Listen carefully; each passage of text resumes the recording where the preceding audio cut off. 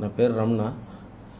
నేను ఎల్లమంద గ్రామంలో కొత్తమాది దళితుడిని. అదే పాపకు మాదిరి ఏం జరిగింటే అన్నను ఫోన్ చేసి రమ్మన్నాం.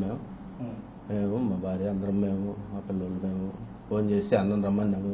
భాస్కర్ రెడ్డి ఆడికి వచ్చినాడు. మమ్మల్ని అడిగినాడు ఏం జరిగింది ఏమైనా విచారించుకున్నాడు.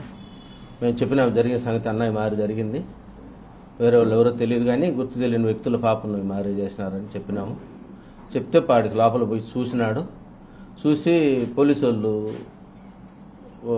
పాపను అడుగుతూ ఉంటే, మీరు లేడీ పోలీసులు ఉంటారు కదా, అది చూస్తారు, మీరు వద్దులే అని చెప్పని వాళ్ళ పోలీసు వాళ్ళకి చెప్పి బయట రమ్మని సార్ అన్న కూడా, భాస్కర్ రెడ్డి అన్న కూడా బయటకు వచ్చేసినాడు. బయటకు వచ్చి మళ్ళా మీడియాతో మాట్లాడేటప్పుడు కూడా అన్నాడు, రమణ ఈ మాదిరి ఆడపాప విషయం కదా చూసుకొని మాట్లాడంటే కూడా లేదులన్నా, ఆ పాపకు తగిన దెబ్బలు అవన్నీ చూసి నేను బాధపడి అన్న లేదులన్నా ఏమి ఇబ్బంది అయినా పర్వాలేదు కానీ వాడికి ఇట్లా చేసిన వాడికి మాత్రం శిక్ష పడాలి అని నేను అన్నతో కూడా చెప్పినాను. అన్న మీద కేసు కానీ నేను అటువంటి ఏమి పెట్టలేదు, కేసు పెట్టాల్సిన అవసరం లేదు. మా కోసం చూసేదానికి వచ్చి మేము ఫోన్ చేసి రమ్మని మళ్ళీ ఆయన మీద కేసు ఎందుకు పెడతాం? పాపం కదా అది మాకు.